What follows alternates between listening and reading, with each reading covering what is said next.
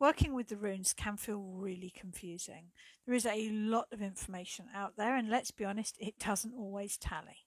So I've created a crib sheet which you can download for free from my website. There'll be a link at the top of my YouTube channel, which details the main deity associated with each of the 16 runes of the Younger Futhark and keywords that I feel represent the rune in a rune reading. It was really painful to condense the information into a crib sheet because every rune is so expansive. Every rune is a part of the universal whole. But I am aware that it's hard to find a foothold in the world of runes, and I really wanted to create one. For me, my journey, I moved to Orkney off the north of Scotland in 1999 because I had met a teacher that I wanted to work with. He taught me the runes very much by connecting to the energy. So I made the shape of the rune with my body. I transferred that into, he taught me martial arts based on the shape and the energy and the movement of the rune. Obviously, lots of mythology, some translations of the poems from Old Norse into English, and then also a lot of shamanic work journeying to connect with each of the deities and each of the runes. So that was back in 1999. And then for the last, I think it's about 9 years now, I've been working professionally, both as a tarot reader and as a shaman. But as a shaman, I really work with the runes. So I hold circles, I teach groups, I teach online, and I also work one-to-one as what I call a jobbing shaman. So that is using the runes to enter an altered state of consciousness and to work in somebody's energy field. And what this has done is it's given me a very workable understanding of the energy of the runes. I am not claiming to be historically accurate. I am not a historian. And I'm not claiming that my way is right for anyone else either. The only thing I can tell you is that it works for me, it works for my students, and it works for my clients. In the end, what matters with the runes is your own personal understanding and having an understanding of the runes that works for you. Okay, there is no correct, right, or wrong way. There is just, does it work? So that's a little bit of the background.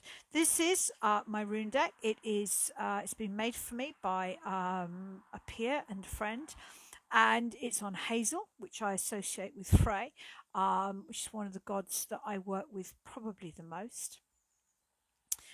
The 16 runes are repeated 3 times. So we have a system where each rune chip piece has a rune on both sides. That is to allow the same rune to be repeated in the past, the present, and the future position. Because when we're working with only 16 runes, unlike perhaps 78 tarot cards, you need that. You need the chance for the same rune to be repeated. So traditionally in a rune reading, I would be pulling 3 runes. And I really use the Norns to understand the placements of the different runes. The rune for the past represents Urd, the oldest of the Norns, everything that has been up to this point. And let's demonstrate. Let's give it a go. So I'm going to going to read for me. I'm going to read for my life and where I am right now. You can be more specific. You can ask about a project. You can ask about a relationship. You can ask about an area of your life. But I'm just going to do about my whole life. So the rune. Now, the thing is, when we are working with a double-sided rune set, when you pull it out of the bag, you've got to be very clear in your mind, without looking, of course, which side you're working with. And so my first rune is Nud, is the Norns. If I was sensible, I'm wondering if I can reach across and find my crib sheet and find the Norns on here, just to give you an example of how the crib sheet works. Yep, I can. Here we go. So in my crib sheet, I've got listed down for the Norns, excuse me, in fact, you can see I've been editing the paper version. Need, compulsion, fate, opportunity, hardship, personal growth. And certainly for me, my life as it is right now is defined by the fact that I had to leave an abusive relationship. It was really difficult. It was a difficult moment, but it led to a lot of personal growth and a lot of opportunities. And I would never have chosen to go through it, but it has brought me enough learning experience that I am glad I've been through it, if that makes sense. One of the concepts of the Norns is this idea that the naked freeze in the frost, that when you're going through a Norn moment, you have to learn quickly, you have to adjust, you have to adapt, you have to grow, because the difficulty can be an opportunity if you can find that space. So that's my first rune. The rune in the middle represents Verdandi. It is the present moment. I always think of Verdandi as representing becoming. This idea that every single moment we are becoming the person that we are growing into being. And to me, the energy of Verdandi is really making use of that. It's not a static concept, this present moment. It is the only time where we can make active choices. So I've got my eyes shut because I don't want to see. And that is the rune that I've pulled. And I've pulled Scarthe. So Scarthe is very much to do with potential. She is the ice that forms across a river. But with Scarthe, there is a feeling of stasis as well. This idea of, if you think about the ice that forms across a river, instead of a man-made bridge where you go from point A to point B, the ice is treacherous. You can start at any point, you can get lost. Where do you get off? It's easy to lose yourself in the potential of the ice bridge, if you like. And I do feel that I am procrastinating with the potential of what to do next. I've written my tarot book. I'm really pleased with it. And I am constantly in my mind and actually physically writing 3 different books. An introduction to shamanics, a detailed book on the runes. I'd also like to write a book supporting other holistic prose. And I do feel kind of caught in the potential of all those opportunities. That's where I am right now. And then the last rune represents Skuld. So Skuld is the unformed future. And Skuld is often translated as debt, which has a lot of negative connotations in English. But there's a feeling that your future is defined by the life you have lived up to this point.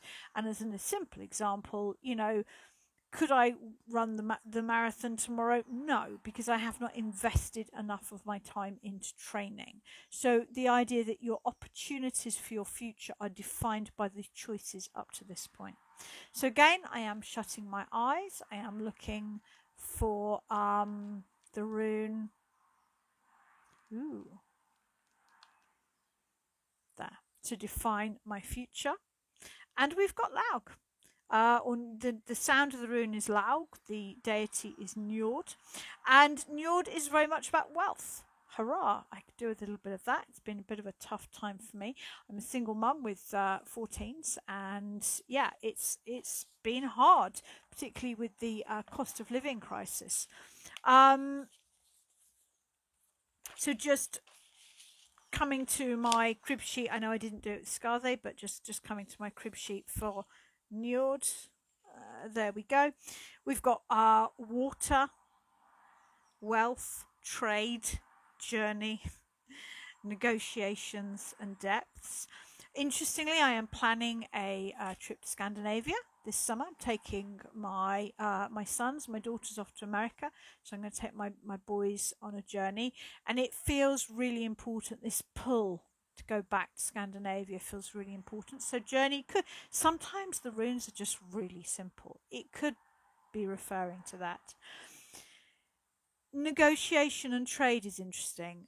With my book, I have shared it on social media, but I've never really made an attempt to get it reviewed or get it into publications.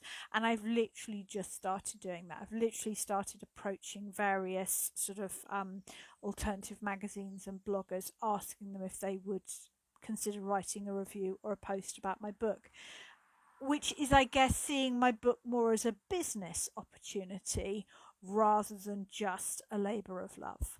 So to me, that feels really right. And it's that simple. So if you are interested in the runes, even if you work with the elder Futhark, I mean, there's not a lot written about the younger Futhark, which is one of the reasons why I am writing an in-depth book about the younger Futhark, because I'd like there to be a good book out there. But even if you work with the elder Futhark, you can still read my crib sheet, read my work, and apply it to the elder Futhark. Okay, it's all part of the same pot of wisdom, if you like.